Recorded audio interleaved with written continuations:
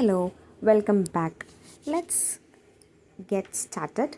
Today we are going to study the first chapter of management accounting, that is Introduction to Management Accounting.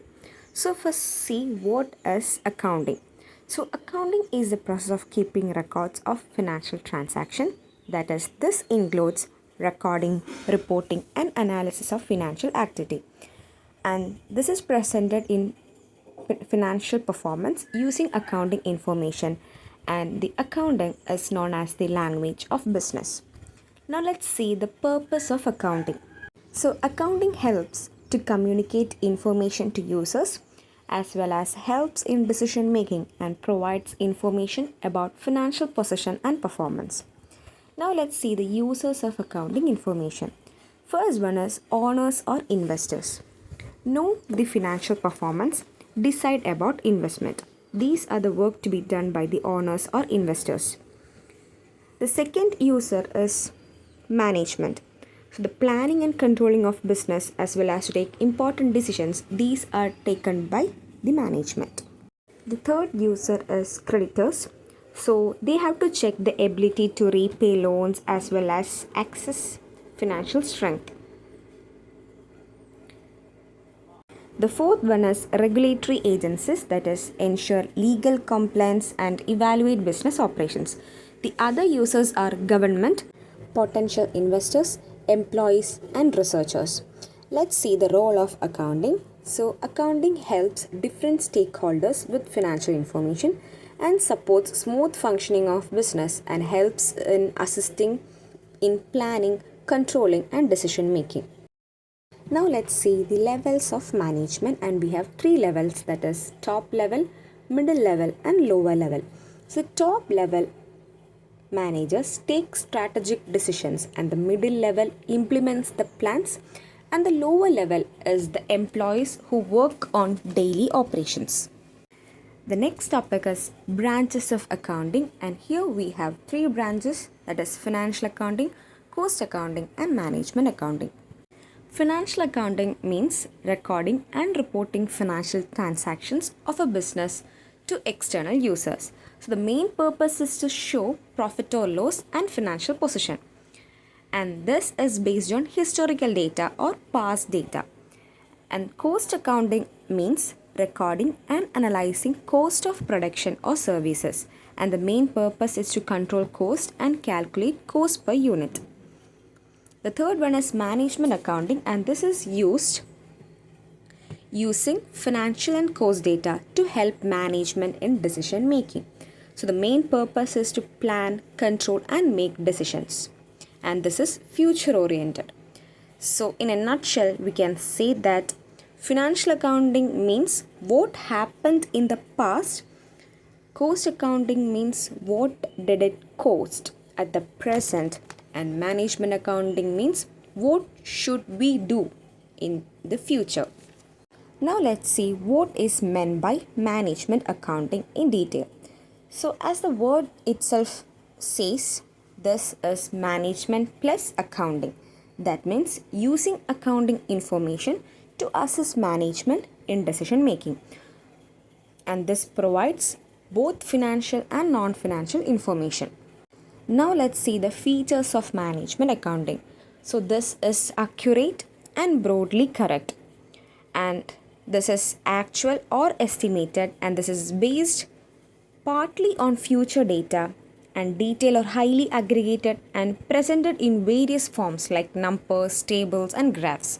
And this is related to profit or loss, cost or income, volume, quality and indicators. So let's see what are the scope of management accounting.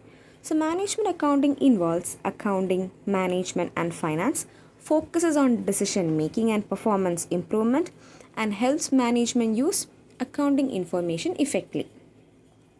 Now let's see the functions of management accounting. So this helps in planning. This planning involves short-term as well as long-term planning, assist in decision making, supports control of business activities, measures and reports performance, and provides relevant financial information. Okay, next we will see the decisions supported. So Infrastructure and formal business structure will be decided. Plans and goals will be decided. The resource allocation, the method related to it, all these will be decided. Executive and shareholder strategies, operational decisions, control operations, and evaluate results. Now let's see the nature of information. This includes both tangible and intangible information. That is, this helps in measuring and evaluating business performance. Now let's see the role of management accounting. So this drives decision, improves financial implications, explains financial consequences, and supports business strategy formulation. Importance of management accounting: monitors spending, conducts internal business, and explains impact of competitive landscape, and ensures professionalism and integrity in business. Now let's see the scope of management accounting in detail. So this is a wide and broad based concept, and this provide information for analysis and interpretation of business operation. Let's see the areas of scope. The first one is financial accounting. So this provides historical information and useful for future planning and forecasting. Second one is cost accounting. So the techniques like marginal costing, standard costing, budgeting, control analysis, these includes cost accounting. The third one is budgetary and forecasting. So this controls activities through budgets and compares actuals and estimated figures and finds deviations and thereby takes corrective action. The fourth area of scope is cost control procedures, that is controls cost, labor, budget and materials. The fifth one is reporting, that is it reports performance in simple and clear form which is understandable for everyone. That means they use tables, graphs and statistics. The sixth one is methods and procedures. Modern methods for efficient use of resources must be used, and thereby it helps in solving business problems. The seventh area of scope is tax accounting, that is, this prepares income statements and calculate taxable income. Internal financial control, that is, this ensures efficient office management. And interpretation, that is, analyzes financial data and helps in decision making. And then office services, that is data processing and reporting, as well as maintains office systems. The last one is performance evaluation, that is management accounting evaluates management performance, compares results with objectives and helps in improving efficiency. Now let's see the evolution of management accounting. So there were 4 stages. Stage 1 is cost determination. Stage 2, information for planning and control. Stage 3, reduction of waste, that is efficiency. And stage 4, that is value creation or strategic focus. Let's see each of the stages in detail. So stage 1, that is cost determination, that is a pre-period of 1950. So the first focus was cost ascertainment and financial control, and the techniques used were budgeting, costing methods, and the nature of the cost were historical and record based. Stage 2 is known as information for planning and control, and this is from a period of 1950 to 1965. Providing information for decision making was the main focus area, and the techniques used were standard costing and budgeting control, and this helped in planning and controlling operations. The stage 3 is known as the reduction of waste or efficiency, and this was from a period of 1965 to 1985. And the main focus area was efficiency and cost reduction, and the techniques used were process analysis, cost control techniques, and the main objective was to eliminate waste and improve productivity. The last stage, that is the fourth stage, is known as value creation, and this was from a period of 1985 onwards. So the main focus area was strategic management and value addition, and the techniques used were balanced scorecard, target costing, and the emphasis was on customer value and competitive advantage. Now, moving on to the next topic, that is traditional versus contemporary techniques. So, the traditional techniques were standard costing, budgetary control, and marginal costing, whereas the contemporary techniques means activity based costing, balance scorecard, target costing, and benchmarking. Now let's see the relationship between cost accounting and management accounting. So cost accounting provides cost data and management accounting uses that data for decision making.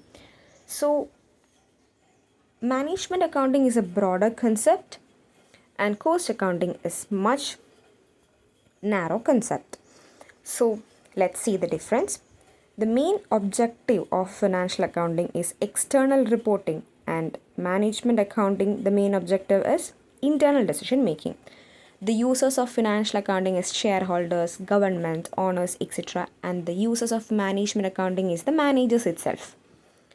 And the nature of accounting in financial is historical data, and in case of management accounting it is future oriented data. The format in case of financial accounting is fixed or there are standards, and in case of management it is flexible, that is the managers can decide the format of the data. And the main focus is on overall performance in case of financial accounting, whereas in case of management accounting the department wise analysis is made, and the frequency of making data or now let's see the difference between cost accounting and management accounting. So cost accounting is a narrow concept and management accounting is a broad concept, and the objective is cost determination, and the objective of management accounting is decision making. The data in case of cost accounting is cost related, as well as the data in case of management accounting is cost plus financial plus non-financial, that is the overall data involves in management accounting. And the nature in case of cost accounting is quantitative, that is which can be only measured in numbers is considered in case of cost accounting, whereas in management accounting both quantitative and qualitative data is mentioned. And cost accounting is used for cost control and management accounting is used for planning, controlling and strategy making. Now let's move on to the next topic or the next subchapter, that is the role of management accountant in modern business. So a management accountant plays a strategic and advisory role in organization. Now let's see the functions of management accountant. So the first one is planning, that is setting objectives and budgets and thereby forecasting future performance. The second one is accounting, that is what do you mean by accounting? That is simply recording and analyzing financial data and preparing reports based on them. The third function is controlling, that is comparing the actual and estimated data and looking for any deviations if any and taking corrective measures. The fourth function is reporting, that is providing timely information to management and helping in decision making. The fifth function is coordinating, that is ensuring coordination between departments. Coordination is a much important function and characteristics which has to be there within the employees for efficient working culture and aligning goals across organizations. So everyone has to work for a single objective, that is for the upbringing and improvement of the organization. The sixth one is communication, that is communicating financial insights clearly and supporting management decisions. The seventh one is financial evaluation and interpretation, that is analyzing financial statements and interpreting results for strategy. The eighth function is tax administration, that is tax planning and compliance, minimizing tax burden legally. And the ninth function is evaluation of external effects, that is assessing impact of market trends, government policies, etc. And the 10th function, that is economic appraisal, that is evaluating investment decisions and cost benefit analysis. And the last function is asset protection, that is safeguarding the assets of the organization and preventing fraud and misuse of it. So the last topic is management accountant in modern business world. So let's see the key business environment factors. So the first one is global competition. That firms compete internationally and need for cost efficiency and innovations. So that is the first one, that is global competition. The second one is changing product life cycles. So products becomes obsolete quickly. So there is a need for continuous innovations. So the third one is advances in manufacturing technology. So automation and robotics, this will lead to improved productivity. The fourth one is impact of IT, that is information technology, that is use of ERP system, analytics, thereby leads to real time decision making.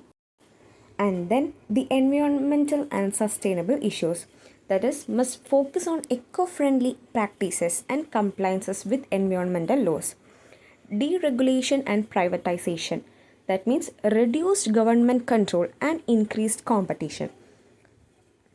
The seventh point is focus on value creation, that is the organization should maximize the value of shareholder and thereby lead to strategic decision making.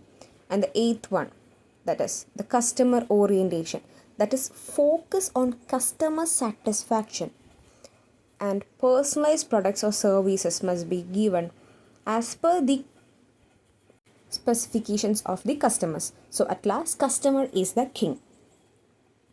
So that's it. Here we are concluding this video. Up next, we'll be coming with other classes. Until then, keep learning, keep growing. Thank you.